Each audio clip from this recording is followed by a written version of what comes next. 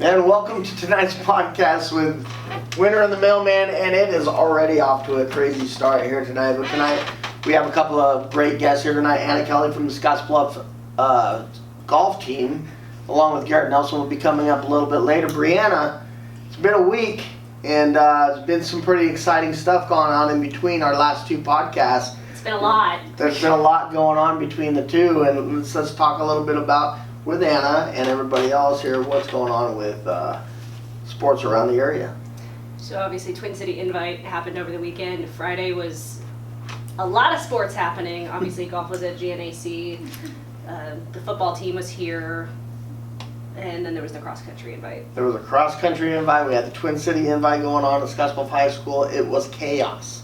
I was at the Scottsbluff football game, and I was listening to all the teachers and coaches that were talking about how they had to do this and this and this, and then they had homecoming. I heard the same thing at school. Homecoming on top of it. How crazy of a week was it for you? Yeah, it was crazy. Yeah. And you've got to focus on a sport that takes a lot of concentration. There's a lot of distractions around you, and how did you handle the week of the distractions and everything else going on, and play the kind of golf that you have been playing all season? Yeah, it's been hard. I'm taking a bunch of hard classes this year, so homework after golf practice every night for like hours. So basically go to school, go to golf practice, do homework, then go to bed and go to the next day. And then with 2 tournaments a week, it's hard missing school and stuff, but it's fun. I mean, it's high school. I like it. People always ask me, that they're always like, boy, you've got all these jobs, you do all these jobs. Well, when I cover sports, I don't consider that a job because they pay me to watch people play sports. And as far as golf goes, I mean, if it's it's your vocation, your vacation type of thing. How tough? I want to say how tough can practice be, and I know it can be, but how relieving is it to get out on the golf course every day and get that practice in? It's relieving. After a long day at school, you just go hit a bunch of balls, work on what you need to work on. It's different, like basketball practice, it's really intense, so golf, so you can go out, relax and play, hit some shots, putt and chip, and it's fun. I know Bryanna has taken the reins on a lot of this golf this season, and I know that she's been extremely excited to watch you and your teammates pretty much just blaze through the area with team scores and stuff, and talk a little bit about what you've got, what you've been able to watch throughout this fall. First, obviously, I feel like golf is like softball. It's stress relief because you get to hit something. Is that how it is for you? So obviously, how do you feel you've done all year? It's been back and forth pretty much. Yeah. Between you, Emily, and Emily. Yeah, pretty good. I mean, I definitely can work on some stuff, but some shots you get lucky on, some you don't. So, I think it's been a good season so far. I'm just hoping to finish out on a good note.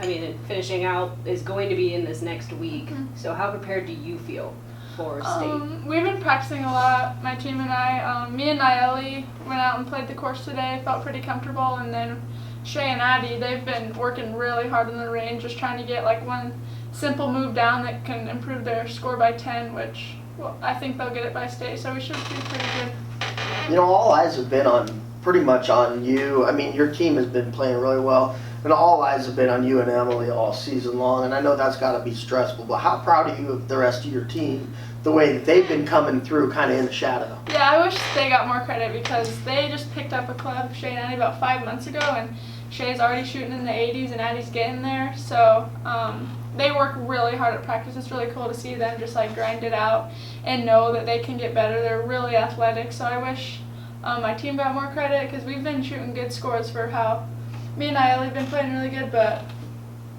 for how like beginner they are, they're doing really good. Yeah, and that's, you and I have talked about that a lot. And I believe the Alliance invite was your lowest score yet. Yeah, 320.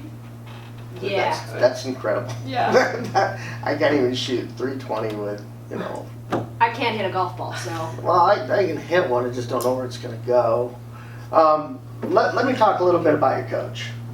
I've known Coach Ayler forever. I've known him since we were in high school. I think he was a year behind me in high school. Very extremely smart basketball, golf, pretty much anything you put in front of him. How great has Coach Ayler been for you and your team, through this run? Yeah, we all love him. He's just so like motivated and set on us, and he knows that we all have a chance to get better, and he shows that to us. And he just helps us get through practice, get through school. He talks to our teachers if we're doing like getting behind in a class. It feels like he has our back with anything. Very experienced in that case. I mean, obviously being a head coach of sport, a lot of people, they only see these head coaches go out during the games and the meets and everything else. They don't know what they do behind the scenes. And like I said, I've known, I would keep wanting to call him Brock, but I'm gonna be nice and call him Coach Ayler, because I've known the Ayler family for so long, and I know he works hard for you guys, and I know he's proud of you guys, and I can only imagine how stressed he is right now, getting ready to go down there. Now let's look forward a little bit. I mean, it's been like a heavyweight title match all season long between you three, and the elephant in the room is all three of you, because you guys have really been duking it out. I mean, how motivating is it to have somebody as good as Nellie and Emily just, like I said, duking it out with you out on the course? I mean, it's got to keep you on your toes. Yeah, it's good competition. I love competition. I thrive on that. And it's just fun to play with good people. Like, Emily will hit a amazing chip, and you'll just be like, wow. And Nayeli, she's been practicing hard. When she can hit the ball far. When she connects with it, she hits it, and it's just like, how is she that little and can smack it? But I love competition. I love playing with both of them. I mean, she's a year behind you too, so she's still got 2 years left to go. So obviously last year, you did win state. It was also your birthday on the first day. Yep. This year, your birthday is going to be on the second day. So how are you feeling going into state, knowing it's still going to be on your birthday, and maybe another birthday present to yourself? I told one of my teammates, they asked me what I wanted for my birthday, and I said, for you to shoot low. And I mean, that'd be a good birthday present if we won. So. I loved one of the sayings that Sam Walton always said, it's windy at the top of the hill. And, how has that been, kind of having a target on your back all season long, coming in, being the defending, and then, having these girls gunning for you. You're walking around probably on a golf course, and these girls, look covering their mouth when that's her, And, how has that been? How has that kind of stress and pressure been? You seem like you've been handling it just fine. Yeah, well, I haven't really thought about that much. I've just been trying to, every shot counts, and I try to shoot as low as I can for my team so that we win it. But I just love competition. So when they shoot well, or Nayeli, or I love when Nayeli beats me, because she always brags about it. But I don't know why. She immediately called her mom. Yeah. When I saw that, I was really happy for her. I really was. I mean, that poor girl has had to walk behind you two all season long, and to get that win, that was a big deal for her. Let's rewind a little bit back to the childhood of Anna Kelley. What got you started into golf? Well, both my parents golfed, and I guess I just went out on the course with them, started picking up clubs. I've been playing since, I don't know, however long I can remember, and I finally got into it along with basketball and soccer. So. Yep. Well, who do you think the biggest competition is going to be, both individual and in the team competition? There's a couple of good girls from Elkhorn North that are really, really solid players. Emily's a really solid player, and Nayeli, she can shoot low. So I just think anyone could win it individually. Basically, a couple of good girls from Omaha, Duchesne. It'll be a tough battle individually, but team-wise, we are pretty close with Elkhorn North and Omaha Duchesne, so kind of just depends on what the weather and who just grinds it out the most. I mean, you guys, we were talking about some of the scores you guys shot as a team this year. Have you kind of been paying attention to what North and Duchesne have shot? You guys are going to go down there kind of as the outsiders, outside the course. These teams have probably played the course a few times. I mean, how does that affect you guys going in there? Well, it's definitely a huge advantage that we know the course. But, I mean, we watched their scores were probably around the same as them, and but it's definitely a huge advantage that we get to have it here and show that Western Nebraska it was good. You know, we used to do that too. We used to go down there in wrestling, and you know, the eastern half of the state would always, you know, they always capitalize on everything, but we would always go down there. And I think golf's kind of the same way. Golf and cross country, I think we've always done well back east, and I think it's probably just our mentality, the way we handle things down there. But you know, we've asked a couple of pop questions in the past, and we're going to ask you the same one. Go ahead. What's your favorite golf course? Well, I used to like McCook, but not after the last time I played it. 'Cause I got a 9, so. Ouch. Yeah. We won't talk about that. Yeah. I really like our course here. Scratch that. Yeah. Okay. I really like our course here a lot. Well, and when you know, did you grow up playing at the country club? Mm-hmm. And that's a tough course. I mean, it's you guys are definitely going to have Yeah. an advantage on that one. What's your favorite club? And this one always gets them. And I'm never gonna know because I didn't play golf. I'd say my 8-iron. 9 times out of 10, it's going good. There's something you don't hear very often. Your 8s and your 4s. I couldn't hit my 4-iron.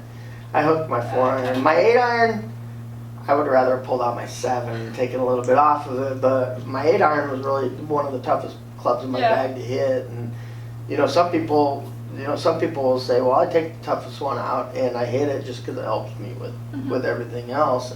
But most of the time you're always hearing about your putter and your driver, but that's the first 8-iron I've ever heard. Definitely not my putter. Well, I think that putter's probably going to have to come into play here when the going gets tough. So I mean, did it come into play on Monday when everything was just sailing past the hole? Greens were played tough at Sydney. Oh yeah. Some of the pin placements were pretty tough. So we talked about that course last week, and I got lost on that course one time. I literally got lost. I gave up trying to find them and just waited at the 9 hole. Is one still the cliff? Yeah. Ugh. That makes me nauseous just thinking about it. I'm afraid of heights anyways. So. Yeah, you got hit down there. But well, congratulations on a great you. season so far, and you know, obviously there's still some golf left to play, and you know, I think all of our viewers and listeners and everybody are extremely proud of the way Scottsbluff's golf team has played things out. Do you have anything else you'd like to talk about? No? Bryanna? Okay, well, thank you for joining Yes, us. thank you. Happy early birthday. Yeah, happy birthday Thank to you. you. I know I'm going to see you on Tuesday. Yep. So I'll probably wish you a happy birthday at the end of that. So next up we have the Husker Rundown with Garrett Nelson, so stay tuned. Okay, so welcome back to the Winner of the Mailman podcast. We are now in the Husker Rundown with Garrett Nelson. So how are you doing tonight? It is a great night. I had some ice cream. Really fired up about this now. Wait. What kind? I got I ripped Blizz. So this is my second night in a row getting a DQ Blizzard, and I got Reese's tonight. So really feeling good about myself. Oh, you're the man. That's the one right there. Reese's and Oreo. It's the best one. Reese's and Oreo. You rip an Oreo, man? I go drumstick. My drumstick's my second. But you can't DoorDash the banana split blizzard. Just letting you know. I'm just saying. You learned that through like experience at like 8:30 at night, and you're like, man, I really want a banana split, and it's just some sadness happened after that, or what? My wife's been pregnant twice. I've got this covered, man. If they would have had DoorDash when she was pregnant, I would have been so off the hook. But they didn't, so oh well. But anyway, I think we got Bryanna going over here, and but Gary, you know, I've been wanting to talk to you since Saturday night. You're lucky I got my voice back, because between yelling "Go Big Red" and "Stop holding Garrett," I think I lost my voice. And you know, and I texted you and I told you, I said, I called it again. I was right. I'm always right. I never failed, Garrett. You guys dominated those guys. I'm pounding on the table because that's how I work. You guys dominated those guys. Tell me, you know what? Don't get me wrong. I saw Coach Frost's interview at halftime. I know that he wasn't on the same page as the rest of the Husker Nation. I mean, he wanted more. out of this, but man, you guys had to be elated, man. Take us through that game. Yeah, it kind of from the start of the game, it just seemed like, I mean, we always play with the chip on our shoulder because it's it's us versus everybody, and it has been for years. But that night, it just seemed like everybody was pissed off and on the same page and playing, hearts out as as Saturday Night Lights under the lights in Memorial Stadium. I mean, the environment is why you come to Nebraska and why you play those games, and it was a blast. Like that was probably one of the more fun nights I've ever had playing football. We were losing our minds and making plays. And it was, I think you were losing your mind at home screaming at a TV. So I think everybody in Husker Nation was probably having a great night. Dude, I was Facebooking like every play. I'm that guy. Okay. I'm that guy that's like random Facebook post, would you stop holding Nelson? Or what? The game ripped that, and everybody's like, "Yeah, I need to tell him, Dave." Yeah. and then I'm like random Facebook message, 2 words, option football. That was my favorite one because, you guys not only on defense were you guys killing these guys, but offense was just tearing them up. And here, Fitz came out the next day or that night and said, "Oh, we just had a bad day." No, you guys got crushed. and I knew that, and just like Coach Frost said, I knew that this team was in there somewhere, and I knew that it was going to finally, like a Rubik's Cube, man. When you get that fourth side, it's all together. It's ready to go. And I think that you guys got all 4 sides of that Rubik's Cube, and just, that was like 95, 94, 95 Nebraska football right there, dominating football. It was just awesome. Yeah, that's what I saw a lot of people saying. They're like, "Is this what the '90s felt like?" That is exactly what the '90s felt like. And but yeah, no, that was a fun game to play in, man. That was. I always have fun playing football, that, but playing that way, offense, defense, special team wise, it coming all together at that one night, it was special. That was awesome. Like you said, hopefully, I don't want to jinx myself or anything, but that fourth side on the Rubik's Cube, like you said, that's a great analogy, by the way. I think I'm gonna thank you, I appreciate it. But see, this is why you're right. I don't, but that's why you play football and I don't. But I'm gonna. Yeah, like you said, that fourth side of the Rubik's Cube, hopefully you match all the colors up, and we're going to be flying full speed like that. Obviously this one's going to be a bar fight. We know that. Ranked opponent, again, another opportunity that we have. And hopefully it just comes all together on Saturday night under the lights again.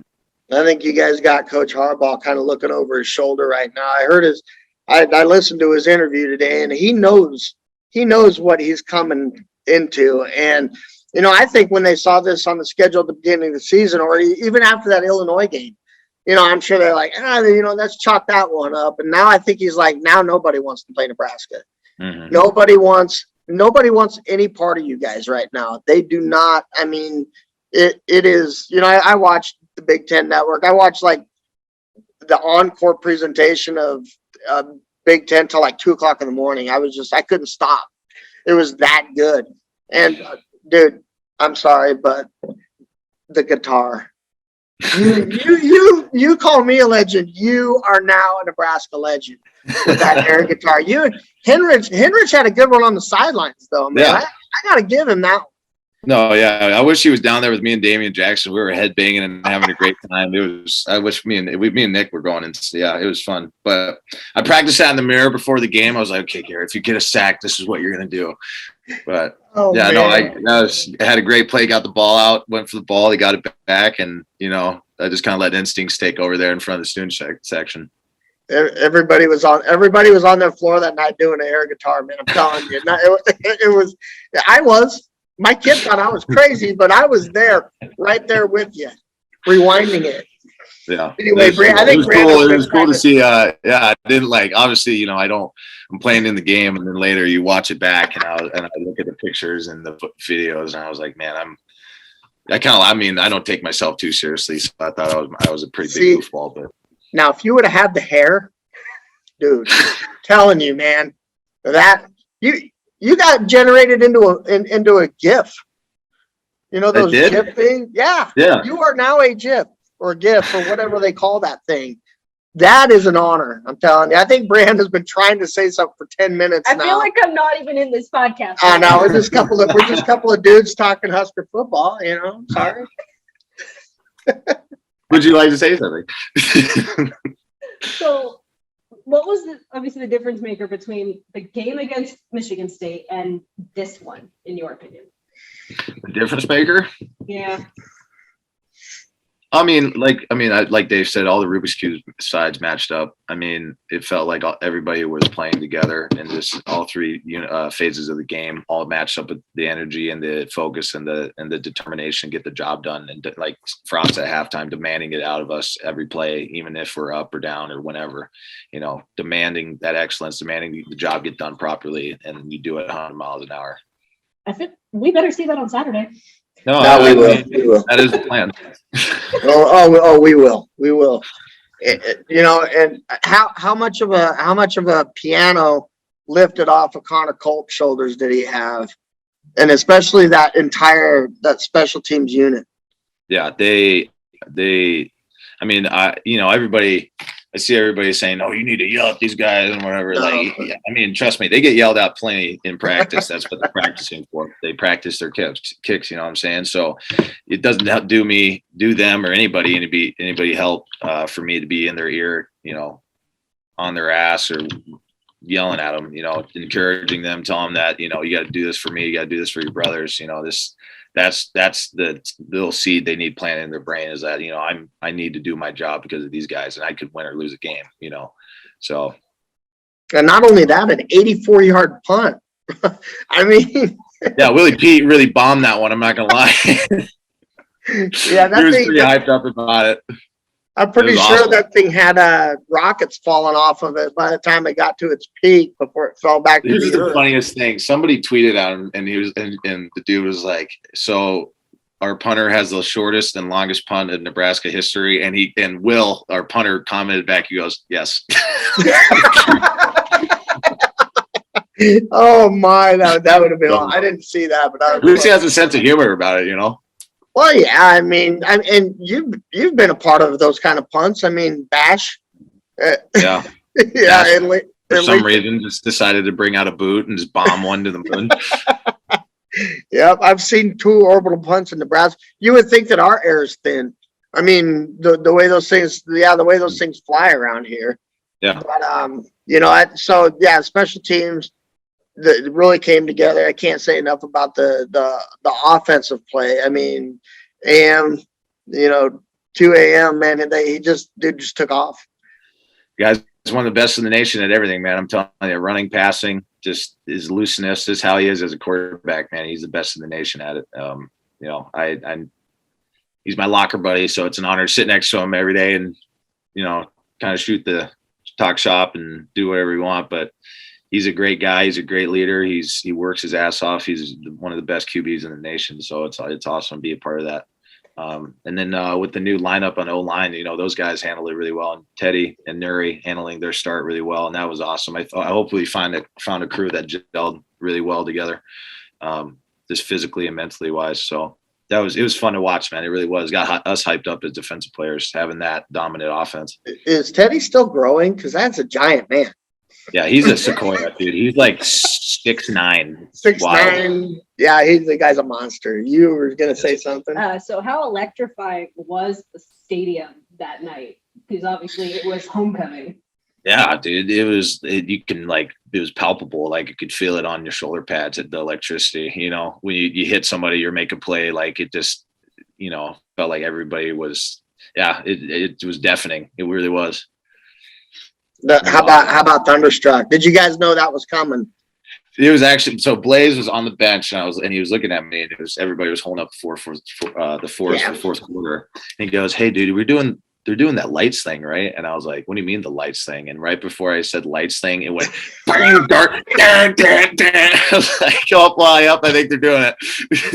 Well, Matt Davidson said something about how Trev Alberts walked up to him earlier in the week and said, "Hey, I got something for you I think you're gonna like." So Davidson said he didn't even know anything about it. And I don't didn't think either. Coach I Frost thought we did were either. gonna do like the Scarlet and the Cream Scottish song thing that we do. Yeah. I don't know what it is, but I'm really glad we changed it to that. We had the fire and everybody was having a great time. So I mean, it's a lot better than some random dude singing some Irish tune or something. Yeah, So, it was crazy. That was one of my favorite points of the night. The one thing that I've been walking around all week thinking about this, and I'm like, you know what? So we always talk to Garrett about the game that he just got done playing. We did, all this stuff. Probably, he's probably got to regurgitate this crap more than once. So I'm gonna go a little personal with you. Where did 44 come from? We're 23 in high school. Where did 44 come from? So I guess we'll back it up to 23. So I was a right tackle playing under Joe Benson my sophomore year. I was a DM right tackle, and I was like, Just saw Joe yesterday. 67. Yeah, I'm glad you're doing well. I think I was 57 or 67. I can't really remember. And our tight end got hurt, so I needed to go to tight end. And Joe brought me in his office, and he goes, "Here's your jersey. It's 23." I was like, "Oh, sweet." So I went home, and I was like, "Dad, guess what?" He goes, "What?" I'm like, "I'm tight end now. My jersey number is 23." And he goes, "That was my jersey number in high school." So I thought that was pretty cool. Yeah. And then when I got here, I wanted 43 because of my older brother. Yeah. He's always 43, and I like the number. But T. Ferg had 43, and I was like, "What's better than 43?"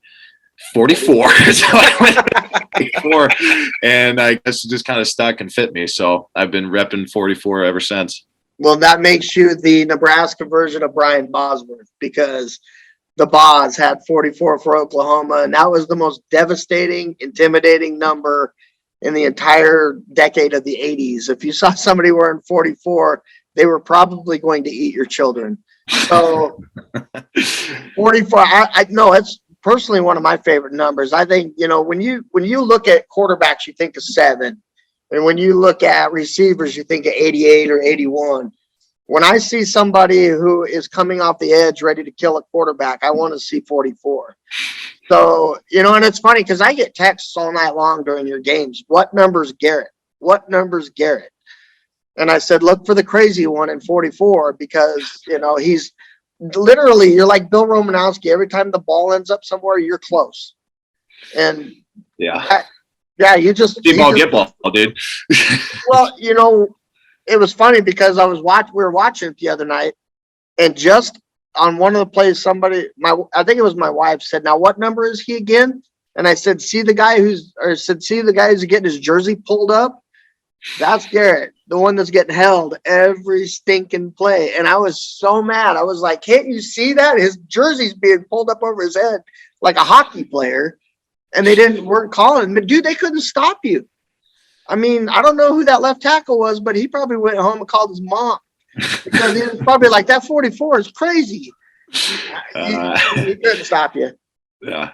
Yeah. Well, hopefully, like I said, I got to keep stacking games like that. And, kind of make a name for myself is what, the plan is and what I try to do. And like you said, I try to, fly to the ball and do my job and do it as hard as I can. So, I appreciate the compliments. It's nice. hey, and I'm not done yet either.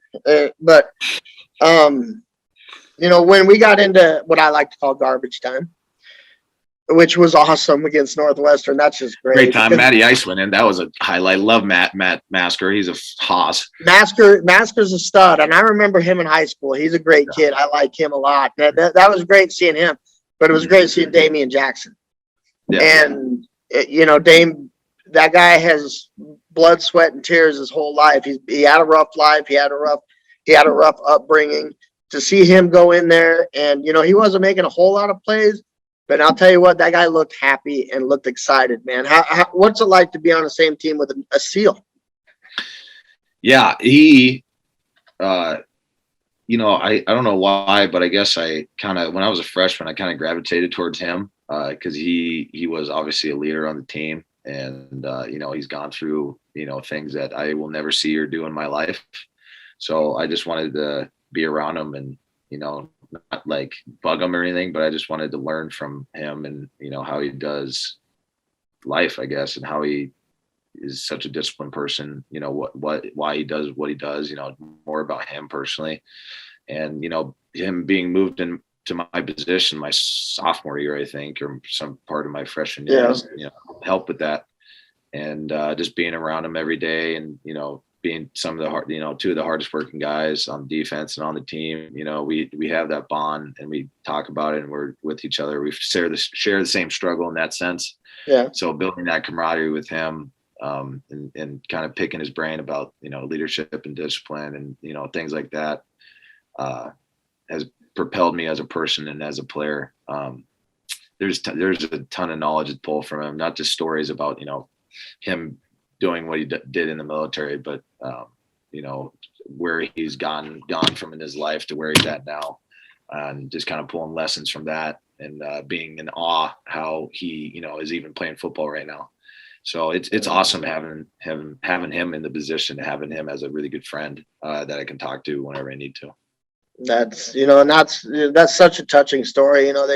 They talk about the letters that he wrote and to the D1 programs. He wanted to do this, and I don't know if it was Coach Frost or who it was, said responded back, reached back out to him, said, hey, you come to Nebraska, we'll take and that's just such a touching story. And I'm such a sucker for the military and veterans, and I'm just a big patriot. So I kind of get choked up when I see Damien in there playing and just running all over the place, and the guy just looks happy.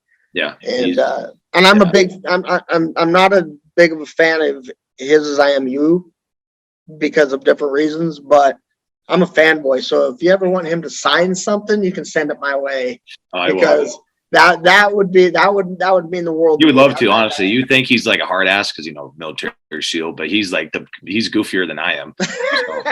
So I'm going to go into this week. So third ranked opponent in 4 weeks. Mm-hmm. This week that obviously didn't happen in the Michigan State game.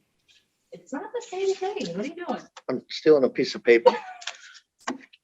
Don't mind me. Just listen to her. So what are you going to do differently from that game versus the one upcoming? No, I like to say the formula doesn't change. We've had a good, you work hard at practice, you get your fits, you make the mistakes, you correct them, and play like we have been playing. This team wants to run the ball. That I think they've thrown it, or they've ran the ball like 75% of the time, I think the statistic was. So we need to stop the run and make this quarterback throw the ball. And but the plan doesn't change. Keep playing like we were playing, and be on the act of being ourselves. I think I have figured out what he's doing. So I'm sure you want to show that in a second. I will. That was my last question, so go ahead. Well, no, that's me. You make your own. I'm not gonna do. No. You're not gonna make a prediction? No, I just want to see a win. It doesn't matter how. I never put this on you, Garrett. I'm never gonna make you do a prediction, because you just got to go out there and make me look like a genius, like you always do. I try my hardest. I really do. You're like, I could just see him stand out on the field, go, guys, we need to get one more in the end zone. I got to make Dave. Listen, Dave. Dave. Walk up to Adrian and be like, dude, we need one more touchdown. There's a prediction out there. I need to fill it. Well, I picked 49-20 last week, so I wasn't. I gave them way too much of the benefit of the doubt. I think you guys are standing out there going 20. What kind of a pick is that, man? We're going to hold them. And so, I stayed with it, and hey, the backup guys came in, did their job. I'll tell you what, your running backs, tell me about Fant. This kid is, where'd he come from? He is 245 pounds. He runs the ball very physically in practice and finishes everything like 20 yards deeper than he needs to, which is, a great mentality to have. Yeah. He's really turned his life around in the sense of Coach Brown and our team pastor. He's really has talked to him as a mentor and just as a life coach, has done everything correctly from the start. He's really built himself, quote unquote. He's had help, but he's built himself into the player that you saw, that Saturday, and hope he continues to do it. Not just, that one night in Memorial, but he has the cutest little baby daughter, and he runs the ball really physically, and he's a great guy. He works hard. He loves the team, and So yeah, he had a great. I saw the little stat line. I walked up to him at the end of the game. I'm like, dude, he had like 8 carries for 120 yards. Yeah. He was the happiest I've ever seen him, dude. He had a blast, and I'm really glad. And I hope he has another one. That's awesome because Coach Frost said he came in 20 pounds overweight in camp. Yeah, So, lost weight. I was like, you guys actually have your own pork chop now. So We need to get 5 yards. Just put number 0 in the ant. He'll be all right. Just fall forward down. and that's what the entire Husker Nation was saying was this was it's kind of the Divine Ozigbo type moment that we needed. We needed this power back. And, he came in and, he's 245 pounds. He didn't really look it on TV, but I'm going to take you guys' word for it. The guy ran like a horse. Yeah, he's a big boy. I remember Greg Sharp going, he was 20, 15, run big fella. Oh, you guys got to hear that. His radio call was hilarious. Yeah. Oh, yeah, that was great. That was one of the best. Courtney was playing it again after the game and just cracking up because it was hilarious. Yeah, hilarious. Greg and Matt do a great job. Yeah, well, I guess we get to that point where I get to make my prediction on Saturday night's game, and I pity the fool who has to talk to me Monday because they're not going to be able to hear a word I say because I think my family will probably take a hiatus and get out of the house because I am not fun to watch Huskers with. But my prediction, 28-17 Nebraska. I feel like you need to use that with a pen next time. Yeah, I think I'm gonna. Well, I didn't have one, so I would have I'll wrote bring it. one in for you the next I time. would have wrote it in blood, but I didn't feel like doing that either. But I feel like 28-17.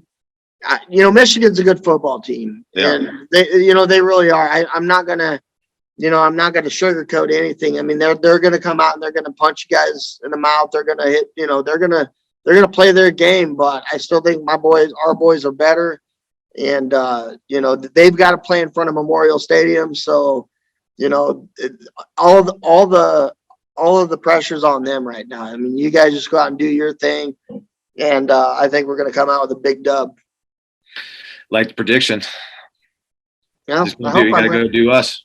Yeah, well, I'd like to say 28-7, but I'm going to give them the 10 points because they're a little better than Northwestern. But it's still a Big Ten game. It's still, it's still a bunch of big dudes out there on the field against a bunch of other big dudes in Memorial Stadium at night. So it is going to be like a Mike Tyson fight. So it's going to be awesome, man. I can't wait.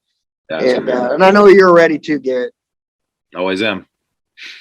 All right, buddy. Well, that's all we got for tonight's podcast with Winner of the Mailman and the rundown with Garrett Nelson. Make sure to go to starherald.com or grab our print edition for more sports coverage, including this week's game between Scottsbluff and Lexington that we will be covering all the way from over here. At GNelson763. Go find him on Twitter. Have a great night, everybody. Yep. Yeah.